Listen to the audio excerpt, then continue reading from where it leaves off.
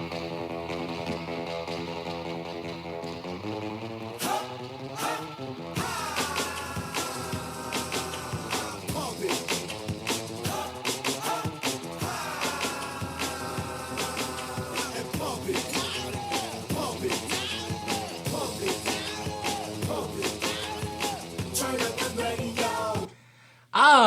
pump it, people. Good morning. It's Thursday, October 6th, 2022. I got a question for you. When you woke up today, did you feel like that song? Did you feel like you were pumped? You were ready to pump it. You were psyched that that sun was up, that it was a new day, and you looked forward to all the potential that that could offer you. Or did you feel something totally different? did you wake up and feel, oh, my back, or oh, my knee, or oh, my hip? Did you think to yourself, I don't know if I'll ever get another good night's sleep because of all the gosh darn pain in my joints? Were you pumped? Or were you ready to puke because of everything that's going on? Well, I got to tell you something. If you were in that other group, if you were not pumped, you made a choice. You're going to make a choice throughout your day in the things you eat. You're going to make a choice in whether you educate yourself and understand how to make good decisions about your joints and what you could do to get rid of the pain in them and to have them feel better. You're making a choice to wake up with all that yuck. And you can similarly make a choice to wake up and turn up the radio and make it louder and get pumped. You can make a choice to feel better, but it's not going to happen by itself. It's just not. Life is not that easy. Getting older, it sure as heck beats the alternative, I'll tell you that. But it is not easy. It requires everything that you've got. It requires your mind. You got to watch this show and stay informed and make good decisions. It requires your heart. You have to have the courage to bravely go after the things that ail you, the problems that you have, and to seek the right solutions for them. And it takes it just takes the effort. You got to do it. You got to have that, whatever that gusto is, that gumph. You got to have oomph, right? You got to have that too.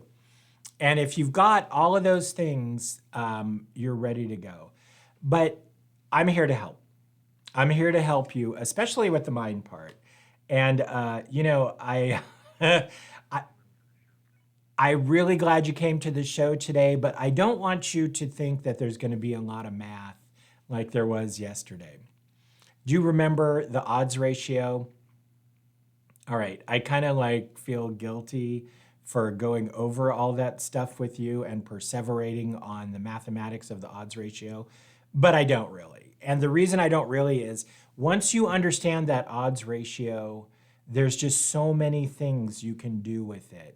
It's a can opener, man. It's something that you can use to go after a lot of things. And so if we have time today before the end of the show, we're going to come back to the odds ratio and talk about it again. And I'll tell you why. I learned a long time ago, if you hear something once, you're familiar with it. In order to learn it, you got to hear it again the next day. And then you got to hear it again the next week. And then you got to hear it again 6 weeks later to retain it. So the odds ratio is not intuitive. It's not something that anybody is born knowing. It's something that requires effort, but it's going to be worth that effort. So let's come back to that, okay? Let me get your permission to come back to that at the end of the show, and we'll go over it and check it out and see what it's got for us. We've also got some really interesting stuff to go through today. We will definitely do some live callers. We've got an interview with Lee Gilmore, our Ayurvedic practitioner, in answer to a question that I couldn't answer. I needed help. So I tagged my Ayurvedic guru, and she's coming in to give us some answers there. We'll also look at some of the same stuff we do every day. We'll look at disc issues, torn discs, different kinds of back pain, follow-up questions, and we'll be going through it all with you today. Now, hold on, I'm having a technical problem. I'll be right back. Just sit tight and I'll be right with you.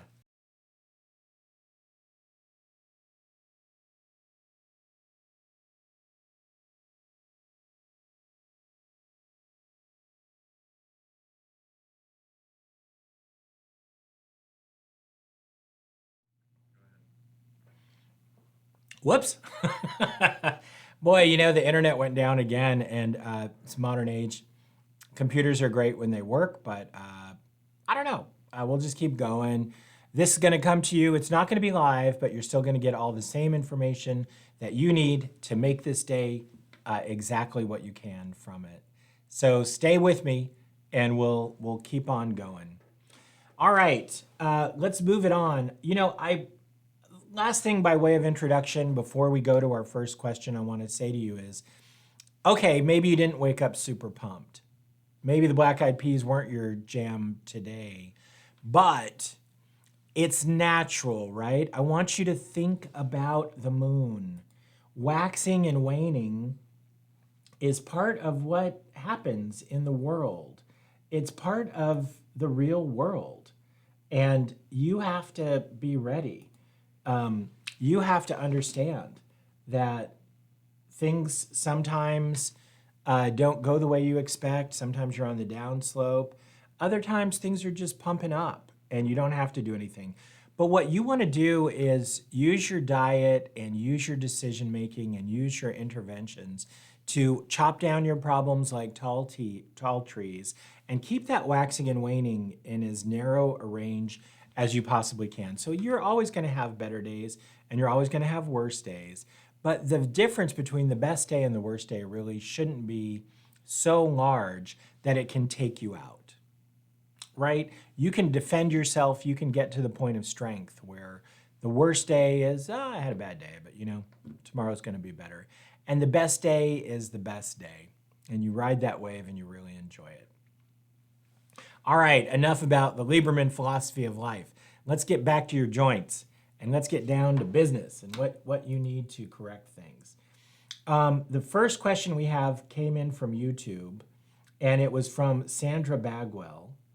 And Sandra asks a really interesting question. How do you feel about Stinging Nettles capsules?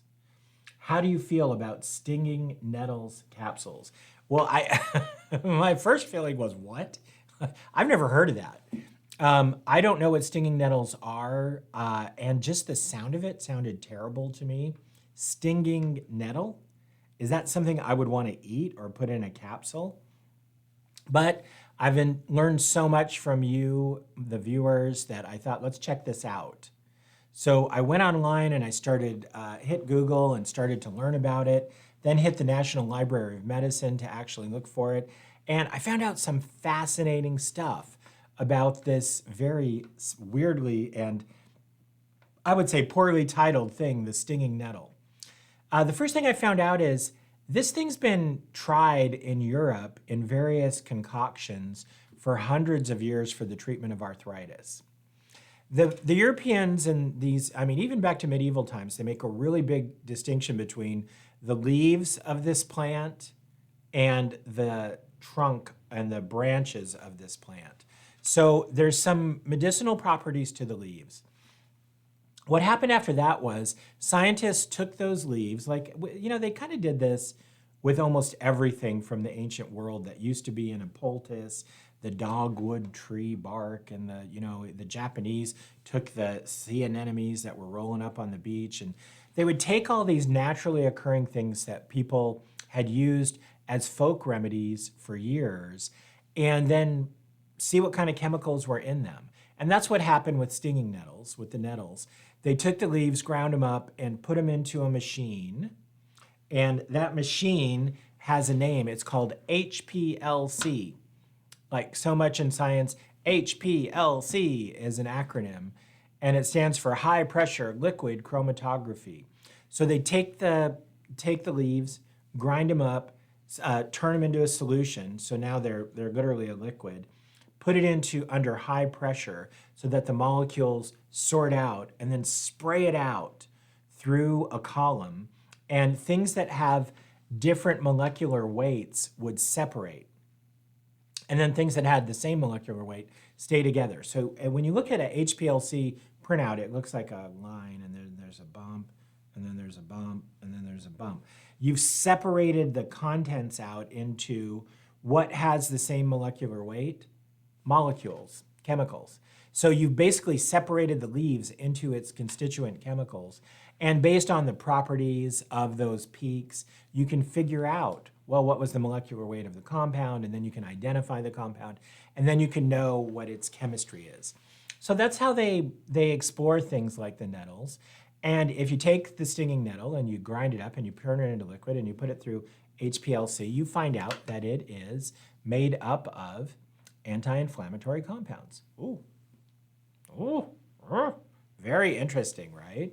Because as we've uncovered again and again and again on this show, arthritis causes joint pain by causing inflammation.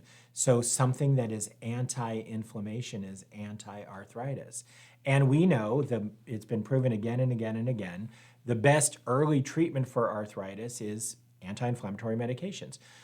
But anti-inflammatory medications have huge side effects if you take them too long, right? The NSAIDs, Aleve, ibuprofen, Mobic, Celebrex, Vioxx, et cetera, the non-steroidal anti-inflammatory drugs, if you take them for more than a month, you start getting into some nasties.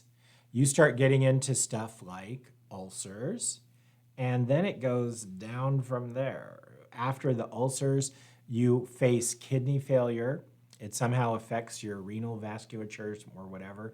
And I remember Sean Elliott, famous basketball player when I was in college. Well, actually, when I was in med school at the U of A, Sean Elliott went on to San Antonio Spurs.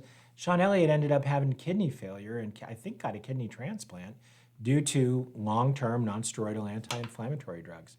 Other athletes have faced a similar thing. And then the worst of all, the heart.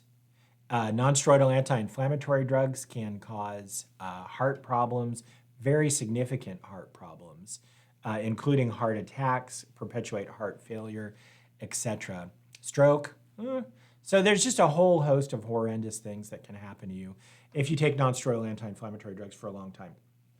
And so we're all like, it's a double-edged sword. I want to take that NSAID and feel better, but I don't want to get kidney failure like Sean Elliott. I don't want to have a heart attack. I don't want to get a stroke. So I certainly don't want to have an ulcer and have bleeding. So we look to plants as natural versions in lieu of, if I need a medicine, I'm going to go to the non-steroidal anti-inflammatory drug. But if I need something, is there something I could do every day to stay pumped and get rid of this horrendous this stiff feeling when I wake up? And that's where natural things seem to have the potential to be really, really great agents. You could eat stinging nettles all the time, and you're very unlikely to have any kind of side effect at all, yet alone ulcers, heart failure, heart attack, stroke, kidney failure, right? It'd take a whole lot of stinging nettle leaves to cause anything like that. So it's really, really attractive. We call it food as medicine, but it's really food for life, right? Food for a better life. I'll take medicine when I'm sick, but when I want to just feel better, I don't want the risk of the medicine, but I definitely want the effect. So very, very interesting that these stinging nettles are made up of anti-inflammatory compounds. And that raises the question, could we use them in a medicinal way? And so I did search the medical literature and I put together the information. Now look, people, don't make me, I shouldn't even have to tell you what's coming next. What's happening next? Pyramid, right? Pyramid. Whenever we're going to look at evidence, if I wanted to give you propaganda, if I was selling these pills to you and I was some snake oil guy which I am not. I am definitely not. I wouldn't know how to do that. But let's say I was in some circus sham guy and shady guy, and I was going to give you fake information. I would pick information that was favorable, but I would not give you the big picture, and I would not tell you the power of that information, right? Don't fall for that. Don't fall for that. That's propaganda. You can never do that. So when someone's going to give you a fact, you put it on the pyramid. And now let's look at it. Let's look at the information that's out there about stinging nettles. By the way, the nettles are called Urtica deosea. Urtica deosea. That's their kind of Latin name. At the bottom of the pyramid is the chemical analysis. This is before we get into any medical or clinical. And there are full of anti-inflammatory compounds. So, I mean, if someone told me they were taking this for joint pain and there was no anti-inflammatory component, I wouldn't, apply any credence. But if someone told me, hey, this has been used for centuries and it's full of anti-inflammatories, okay, I could see why it's used for centuries. I don't know if I still want to use it. I want to see if there's any clinical data on it. But certainly interesting, building the case. The next level of the pyramid are case series. And a case series is where they gave the Urtica deosea to one group of people and saw what happened. And there are none of those. So I won't belabor you too much with case series because I couldn't find any reports of that. Typically what we see in the medical literature is there'll be some case series, and then out of these case series, people will summon up the gumption to say, oh my gosh, there really looks like there's something here. We've got some solid chemical data. We've got, anecdotally, there's some case series that seem to imply that it's working. Let's do a randomized controlled trial. And that would be the next level of the pyramid. And let's go back. Whoa, so weird because there's no case series on this one. But there is Urtica deosea, stinging nettles, in a randomized controlled trial. Kind of. So let me read this title to you. A rosa canina, Urtica deosea, Hargophytum pronumbicans. I have no idea how to say that. Combination. Okay, so this is 1, 2, 3, 3 botanicals, 3 herbs in combination, significantly reduces gone arthritis. Gone arthritis, I had to look that up. I thought that was such a weird term, but it turns out it just means arthritis of the knee. Okay, I don't know why it's called. If you know, please drop that into the comments for me. I don't know if that's an old term or a term that's used more often outside of the United States, which is my hood. I don't know. But anyway, gone arthritis, which is arthritis of the knee, symptoms in a randomized placebo-controlled double-blind study. Ooh, okay, I want to talk to you about this. Randomized placebo-controlled double-blind. Let's unpack that one word at a time. Randomized placebo-controlled double-blind trial. Okay, let's start with the placebo part. Placebo-controlled means we're going to have 2 groups. We're going to have a group of people get this combination of leaves and herbs and whatever they are, and then we're going to have the second group get nothing. It's going to be fake, but double-blind, they're not going to know it. Not only it's double-blind, not only are they not going to know it, that's the single-blind. The double-blind is the person giving them the drug is not going to know either. You want it to be double-blind, and the reason is you can't have the patient who's receiving the drug in the trial know, right? You can't be like, you can't have the patient say, oh, okay, you're getting the experimental drug, good for you. And then to the other guy, hey, you're getting the placebo, so it's fake. If you take it, don't worry about it, right? You can't do that. They have to not know. That's the single blind.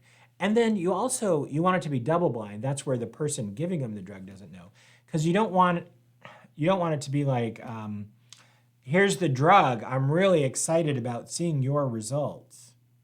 And then to the next person who's in the placebo, yeah, here's the drug. Good luck, right? If I know, and by the way, if I'm the investigator and I'm doing the trial, I'm doing it because I'm really excited about the possibility of an outcome. So I'm going to be super biased. There's a good chance I'm biased. And you don't want me sending my bias onto the people in the study, right? Yeah, I hope it works for you.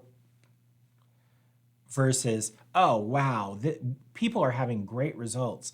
I'm really excited to see how it goes for you, right? That can influence the outcome. So it has to be double blind, where the person handing out the drugs, they don't know whether they're handing out the placebo, and they don't know if they're handing out the actual urticaria. They can't know, so that's double blind. So, and then randomized. Randomized is another super important word in this. We don't want it to be like, oh, this guy, this guy was a water polo player in college and he runs 5 miles a day and then he swims 1.5 miles and then he climbs the coconut tree, cuts it open with his bare hands and drinks coconut milk on his controlled fast. This guy's in unbelievable supernatural condition. Let's put him in the treatment group. And then this guy, this person who eats at Burger King maybe 10, 15 times a week and is totally unhealthy and hasn't exercised since, Grand Theft Auto 1 came out, that person we'll put you in the placebo control group. Now, it's got to be randomized. So this coconut-eating Tarzan in Force of Nature comes along, flip a coin, you're in one group.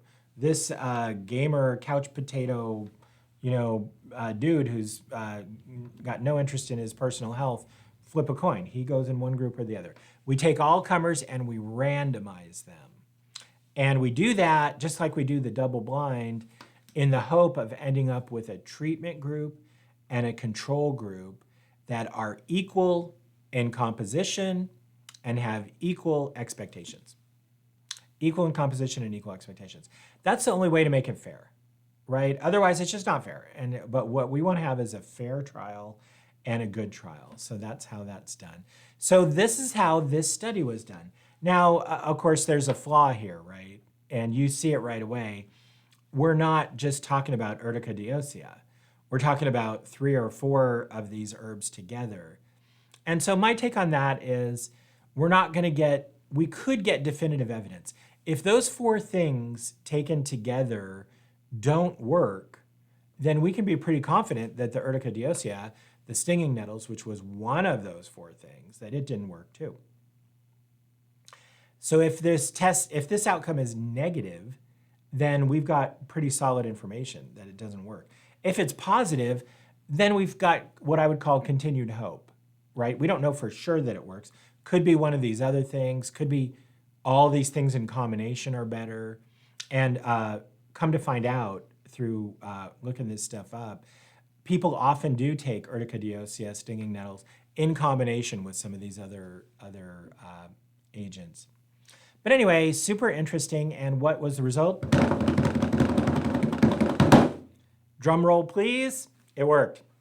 Significant reduction in pain. It was a randomized controlled placebo double-blind trial, best kind of trial you can get.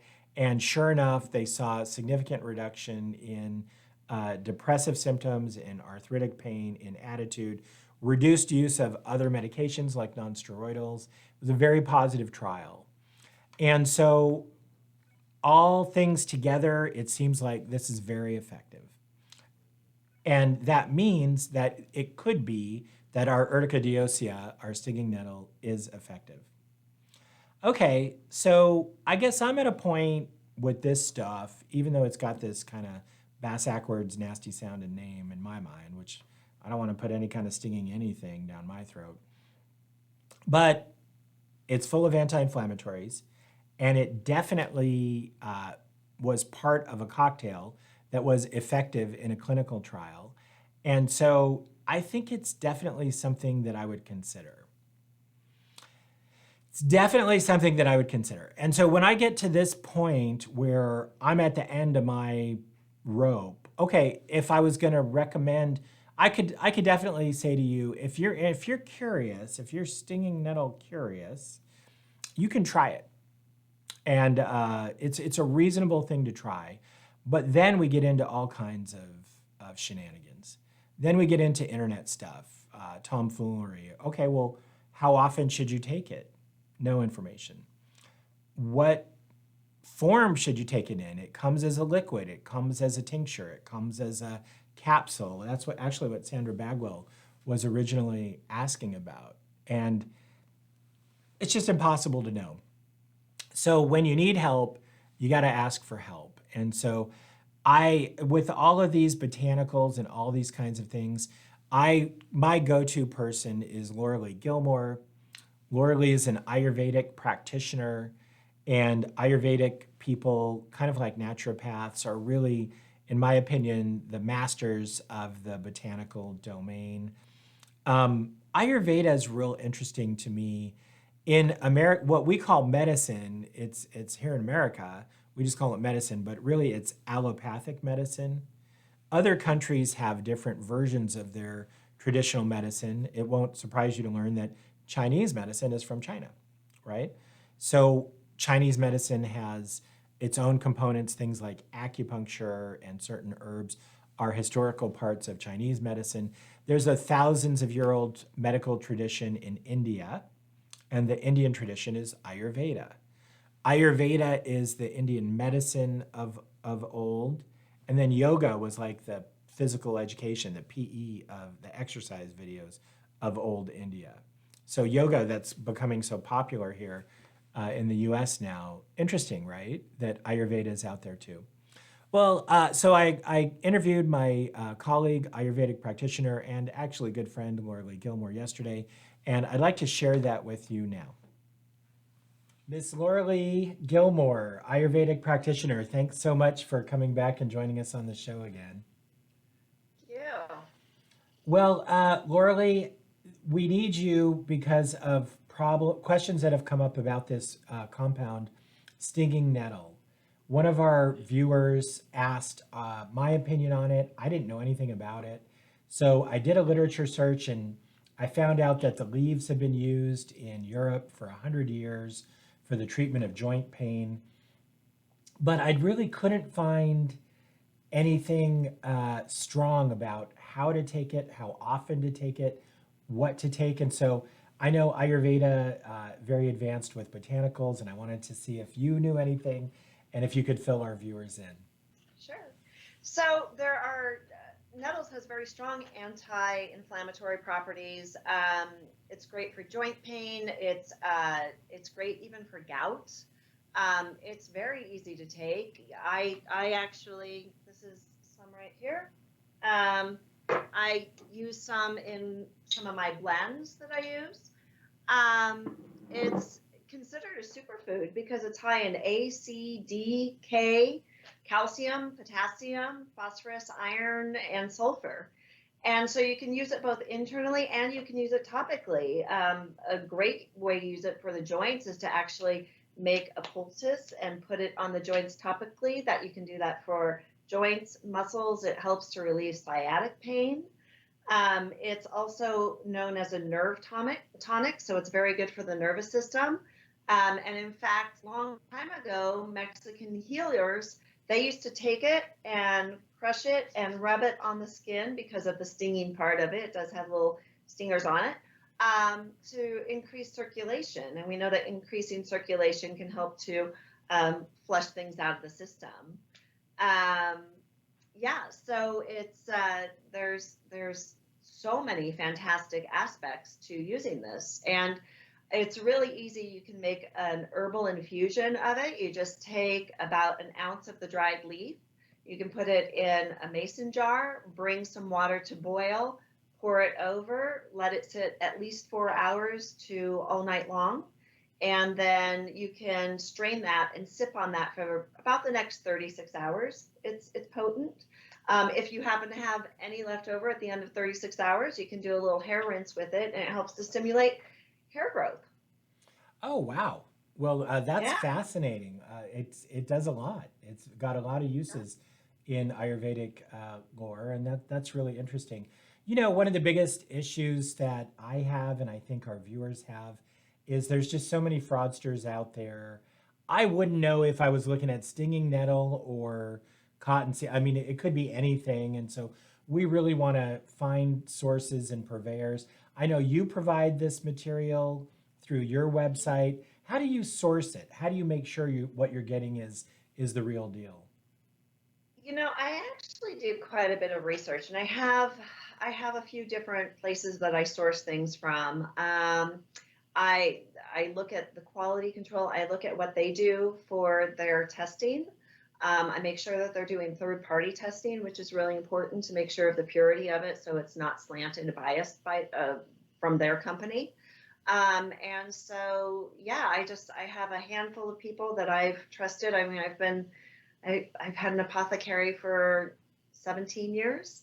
And, in that amount of time, you just build relationships with people that you can really trust. And if I get something and it doesn't look right, then I send it back and I look elsewhere. Now, can our viewers who want to try Stinging Nettle, if they've seen this and they're excited about it, can they get it through you? Oh, absolutely. Yeah, I ship all around the world. And so it's very easy. You just shoot me an email and let me know that you're interested. And we can have a little dialogue of how the best way it would be used for you in a tincture form or in a tea form or in a compress or, in this herbal infusion that I spoke about. And, because everybody's going to digest it a little bit differently. Speaking of digestion, it's really, really good to help for gas and digestion as well. So it's a carminative. So it helps to stimulate digestion and helps to relieve gas as well. Wow. I mean, I'm really grateful to one of our viewers for pointing it out. It's definitely interesting compound, and I'd love to hear if people get it, how it goes for them, and what they actually do with it. Well, thank you for being with us today, and I'll look forward till the next time we need you to help us out with these botanicals and food as medicine and anti-inflammatory diet. You have a great day. Thanks. You too. Bye-bye. Bye now.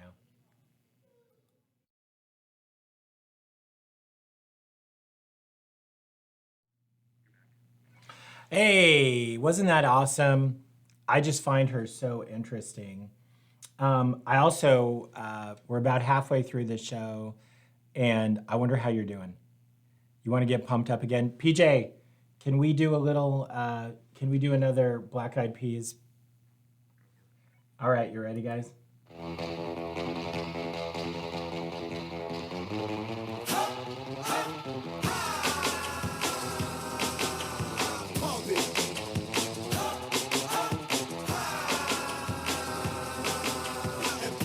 All right, we're pumping it, people. We're coming back. We're coming back strong. I think those stinging nettles are really interesting. If you do try them, Sandra Bagwell, you in particular, if you try it, let me know how it goes. I think it's really interesting. Is it worth trying? Yeah, there's something there, but the rest is up to you. If you're going to do it, I am very, very fearful of all the kind of con that goes on in this nutritional business.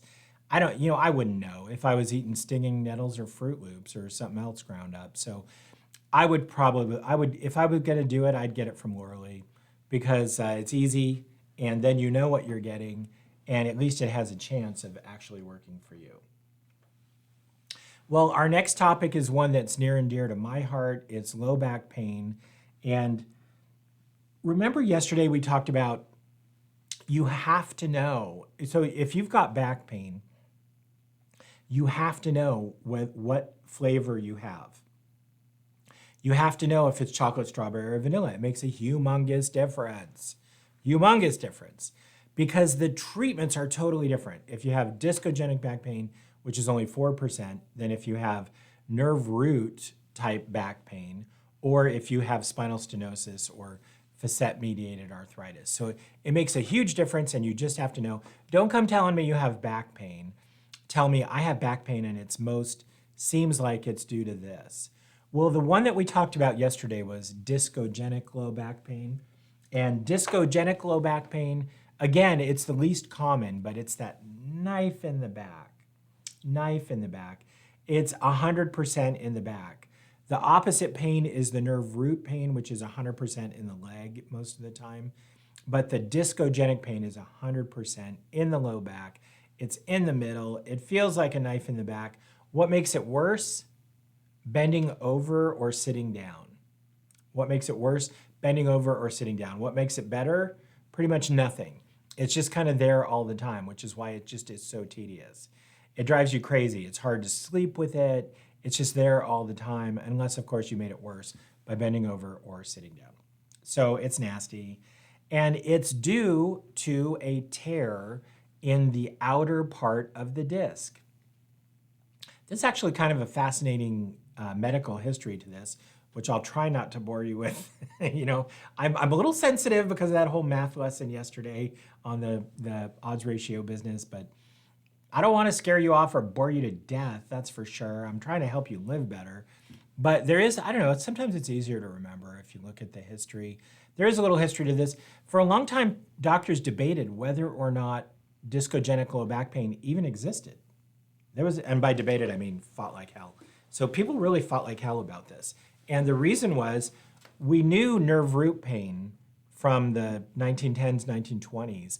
We knew the pain down the leg was due to herniated disc after a report by a couple guys named Mixter and Barr in the Journal of the American Medical Association, blah, blah, blah, a long time ago, ancient history. But that was really well established. But what was not established actually until the 90s or perhaps even the last 20 years was the idea of discogenic low back pain. And discogenic low back pain, knife in the back pain, is a real problem for a lot of people. It's a real problem for a lot of people. It's very hard, I think, to describe or put into words annular tear, discogenic low back pain. So honestly, take a look at the screen. I really want you to just kind of blaze this in your mind and look at it and then close your eyes and try to imagine it, then look at it again and memorize it. This is a drawing of a disc, and you can see the outer part of this drawing. The artist is showing you this fibers. This is the hard outer part that is strong. And then they're showing you this inner part that looks kind of gelatinous, kind of like cold lava. Like it looks liquidy almost.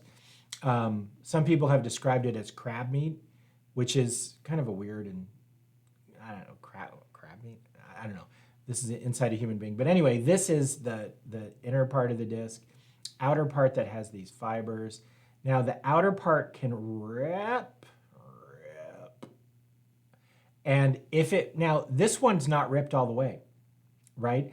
It's an annular tear, but it doesn't go all the way through. If it went all the way through, and I told you this part is soft, then it would be called a herniated disc. You're right.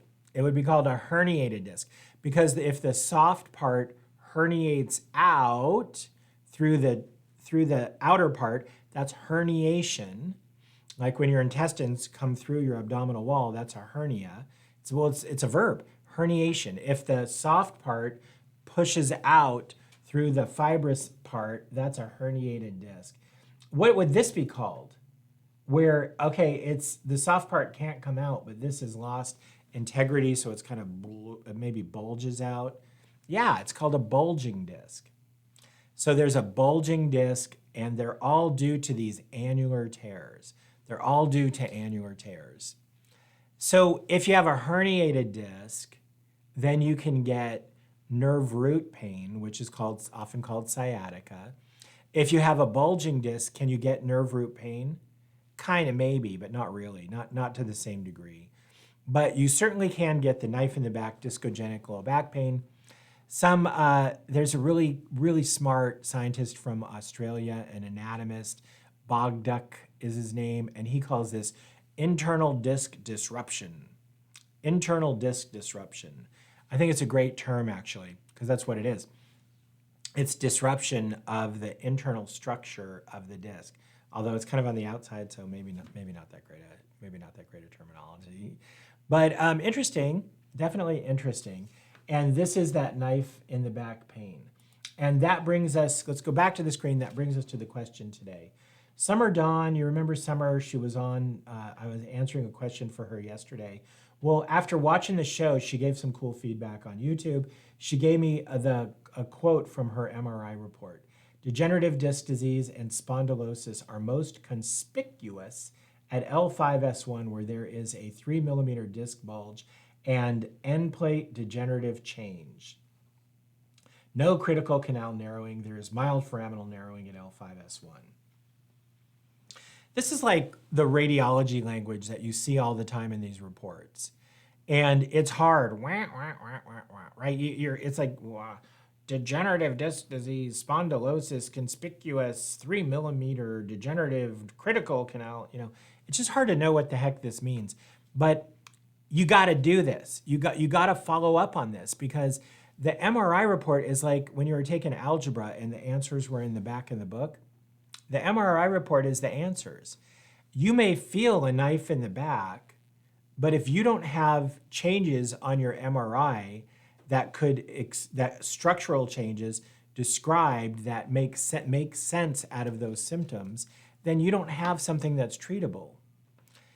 Conversely, if you have an MRI abnormality and that locates in space and time with what you're feeling in your pain, you're in a great position to get this thing cured. So why do you care? Because you want to get out of pain.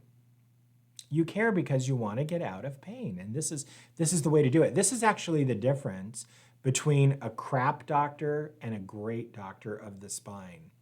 A crap doctor of the spine goes off on what's on the MRI, and a crap doctor has a hammer and they see a nail and they start hammering on that nail, right? I've got a tool for that problem, so I'm going to go fix it.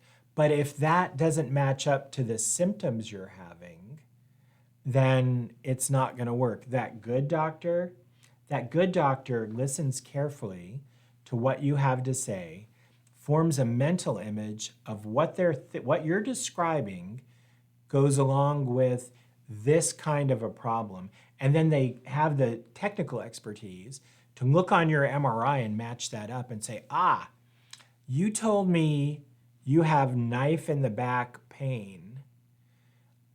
That kind of pain, and it's worse when you sit down, and it's there all the time, and it really does not go into your leg, and it's right in the middle. It feels like a knife in the back. When I hear that kind of pain, I think discogenic injury. I think discogenic low back pain. When I look on your MRI, I can see changes that indicate that is the source of your pain. Now, I go from having a theory to having a plan. Because once I know what's wrong, I can fix it, right? As the good doctor. Once I know what's wrong, I can fix it. But have you ever gone to a doctor and felt like they were a crappy doctor because they just didn't listen to you? Well, what difference does it make if they listen to you, right? Let's say they had a magic wand, and you come in and you say some stuff, and they're, are you done talking? Cool, great. Bam, they'll hit you with the magic wand. It wouldn't matter what you say, right? So whether they listen to you or not wouldn't necessarily make them a bad doctor. They don't have a magic wand, right? There is no magic wand. This is not a magic wand. This is a letter opener. It's not a magic wand. So the reason you can tell someone's a bad doctor when they're not listening to you, because you know in your heart, if they're not listening to me, they're not going to understand what's wrong with me. And they may be super smart, and they may know how the odds ratio is based on a continuous distribution and is an approximation to relative risk. And they may be super, super genius in some other untidy and nefarious way, but it doesn't make any difference to me because they don't know what's wrong with me. They didn't listen to me. And that's so true. That is so true. So, but also, look, you got to do your homework, right? Don't call the plumber for an electrical problem. When the lights won't turn on in your bathroom, you don't call the plumber. You call the electrician. It's no more complicated than that. So we got to understand it so that we can make sure that we communicate it to them so that they do their job right. That's how this whole show works. That's how this whole system works. All right, so summer dawn. Now, how do I know? So I feel that knife in the back, and then I want to go on my MRI report, and I want this thing to be in English, and it turns out it is in English. I just didn't know that kind of English. It's in a different kind of English. So here's my healthy hack tip for you today. If you think you might have discogenic low back pain, go get your MRI report and look at the impression and look for these words: end plate degenerative change. End plate degenerative change. You say, wow, I didn't see that coming. I thought you were talking about a tear in a disc. I am. So let me bring this whole thing home for you. So when you have a tear in the disc, you can see that on MRI, but it just shows up usually as one little bright dot on the disc because it's a tear and the MRI is a section, right? So it's hard to see. That tear isn't going to look like a tear like it does in the drawing. On the MRI, it's just going to be one dot. It's actually easy to miss. But if you have a tear in the MRI, if you have a tear in your disc, that means that that soft inner part, the part of your disc that has no blood supply, interesting fact that we've gone over in this show many times, interesting fact, the inner part of your disc has no blood supply, which means it's not part of your immune system, which means if your body gets exposed to it, you literally start having an autoimmune reaction to it. So the reason that that annular tear feels like a knife in your back, the reason is your body thinks there's a knife in your back, guys. Your body thinks there's a knife in your back. That tear has exposed the edges of your bone. What's next to the disc in your spine? Remember this guy? Here he's facing you. Here's a disc, here's a bone, here's a bone. These bones are called the vertebrae. And if there's a tear in that disc and now your inner part is exposed, it's going to react with the nerve root, but it's also going to react with that bone. That bone has a huge, rich blood supply. That bone is very metabolically active tissue. There's blood flowing through it at all times. What color is bone? If you look at bone in a piece of steak, if you ever get a tomahawk steak with that big old bone in it, it's red with the marrow. There's blood in bone. So you better believe there's white cells in there. So when that disc rips and now that bone is exposed, what becomes inflamed? The bone. That end plate where the disc meets the bone is called the end plate right there. So if you see inflammatory changes on the MRI in the end plate of the bone, well, what's it reacting to? It's reacting to the disc. So that means there's a tear in the disc. Hey, people, is this too complex for you? No. I mean, like if you saw water on the ground next to a spigot, would you think maybe the spigot was leaking or on? I mean, this honestly, this is not any more complicated than that. So if you see water on the ground and you know there's a hose bib right there, would you think, hey, I wonder if that hose bib is leaking? Yeah, of course you would, because those things are super familiar to you. It's no different. It's no more complex here. You're just not familiar with it, and that's why I'm here to tell you.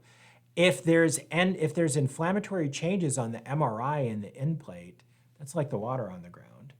That means the disc is ripped.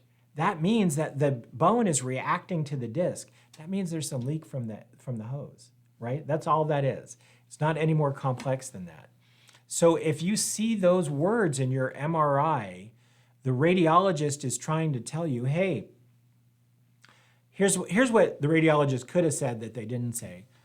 Hey, I've never met you, but if I did, when I saw your MRI, I was thinking to myself, hey, do you have any kind of knife in the back pain right here where this disc is on your body?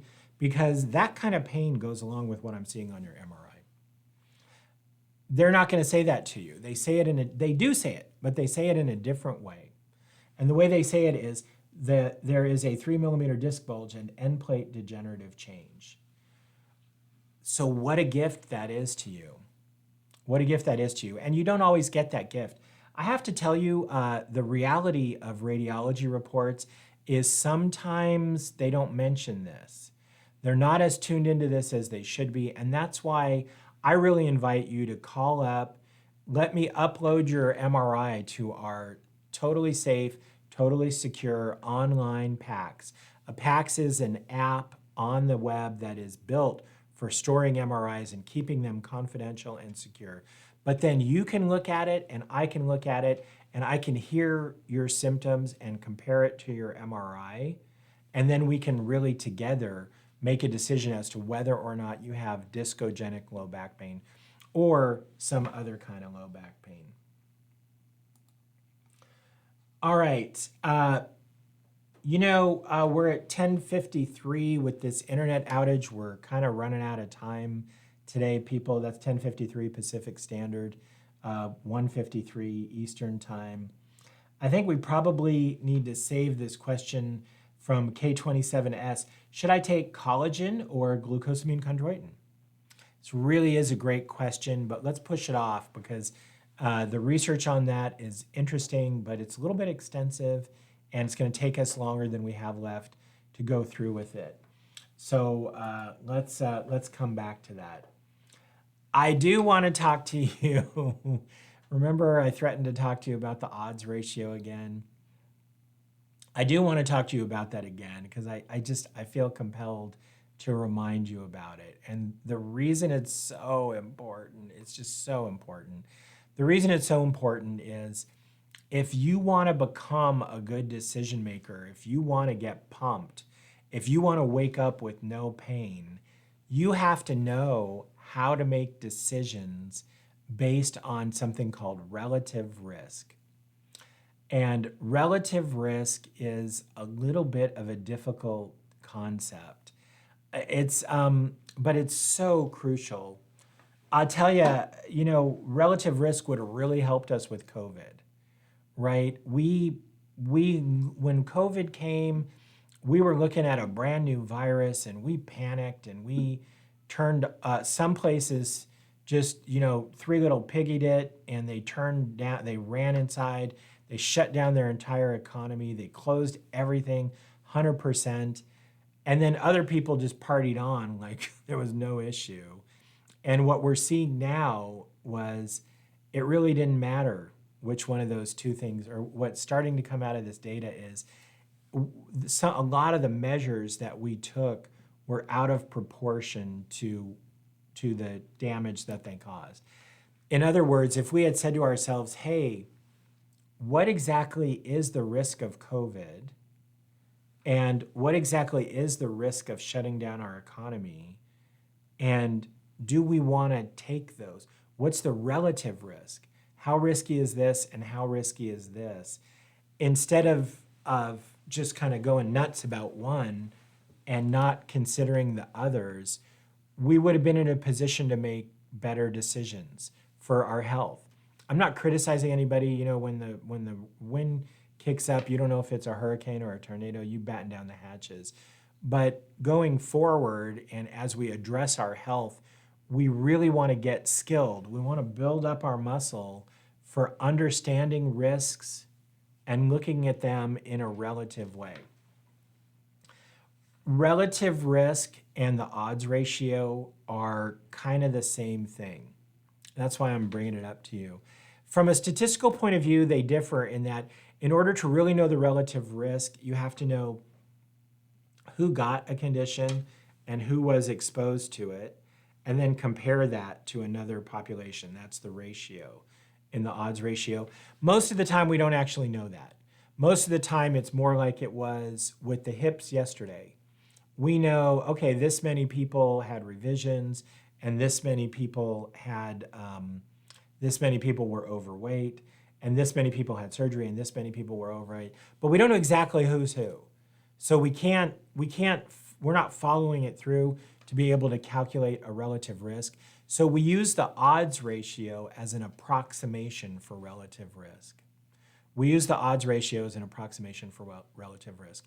I don't really expect you to become a statistician by watching this show, but I do expect you to know how to interpret that odds ratio. And so I'm going to explain it, and I want you to try to explain it back to yourself when I'm done. But at the end of the day, even if you can't put these ratios together and whip out a calculator and do some mathy stuff and come up with a number, I don't need you to be able to do that. What I do need is for you to understand this thing. this one thing. And that is, if the relative risk is the same, if the relative risk is, if there's no additional risk, then the ratio is 1. Remember yesterday, we were looking at people who were obese and had revisions of their total hip replacement, and people who were normal weight and had revisions of their hip replacement. And we said the risk of this group was 8%, and the risk of this group was 8%. So 8 divided by 8 is 1. So when the odds ratio is 1, the relative risk is 1, the risk of something is about the same. So is obesity a risk factor for failure of your total hip replacement? No, because the odds ratio is 1. Now, then we looked at skinny people. Yeah, skinny people. I hate those skinny people. No, actually, all my sisters are skinny, and I certainly don't hate them. I don't hate you, ladies. Don't be all like that. So, but we asked the question, okay, is being skinny protective against revision? And as it turns out, it was. The risk, if we looked at the percentage of people having revisions, what percent of those people were skinny? It was 2%. It was 2%. And then what percentage of those people were normal weight? It was a higher percentage. So we took the probability of being skinny and having a revision and divide it by the probability of being normal weight and having a revision. And it was 0.25. It's a fraction. So being skinny is protective. And you don't need to know that. What you need to know is if the odds ratio is 1, the risk is the same. If the odds ratio is less than 1, then it's protective. If the odds ratio is greater than 1, it's a higher risk. So if it's greater than 1, it's a higher risk. A higher risk, as it turns out, for hip revision is being unhealthy. In the registry from the Aussies and the US, they look at what's called the ASA score, the American Society of Anesthesiology, ASA. They've got a little risk, what's your risk of having anesthesia? And that's a number that we have, so we can kind of use it as a proxy or a marker for your health. And it turns out, if amongst people having revisions, a higher than expected percentage have a high ASA score. So being unhealthy is a risk. Your relative risk is greater than 1. And in population type calculations, your relative risk is represented by the odds ratio. All right. Well, the internet probably goes out here once a year, and it's happened twice a week. So we should be good with the internet for the next 2 years. So I'm sorry that happened. I'm pumped for you. I'm really psyched for you today. I'm really hopeful that you are gonna keep with us and click through on this YouTube to the website and sign up so you can be part of our crew and get updates based on if you're having problems. That gives you the opportunity, if you're having problems with one joint in your body, you can get information specific. If you got knee pain and you're sick and tired of hearing me talk about hips, then get our content on knees. Similarly, if you got back issues or elbow or shoulder or whatever it is for you. So please click through and sign up. If you ask questions during the show, we'll answer them. And we would love to have you come on the show. So please, if you want to go over your MRI with me, that's a free service. And I'm not your doctor. I'm not giving you medical advice, but I do want to help you understand. And I know other people will really benefit from seeing you go through it, and other people will understand as well. That's kind of the basis of this show. So we would love to have you come on with us. And